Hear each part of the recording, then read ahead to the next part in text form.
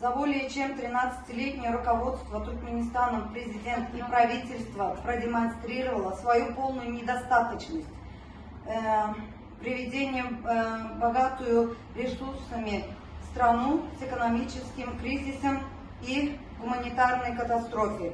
Вместо общественного благополучия и многосуществ мы имеем очереди за основными продуктами питания, тотальное нарушение всех фундаментальных прав и свобод граждан, полное игнорирование Конституции и законов страны, нефункционирующие системы правосудия и карманный парламент. Президент, вам уже давно пора осознавать все это и уйти со своего поста.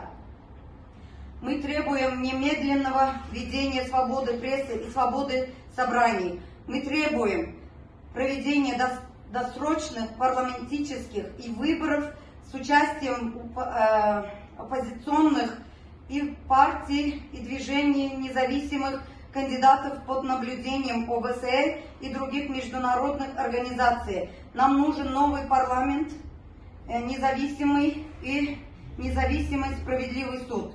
Чем скорее все это произойдет, тем лучше для страны и народа. Нам такой президент не нужен.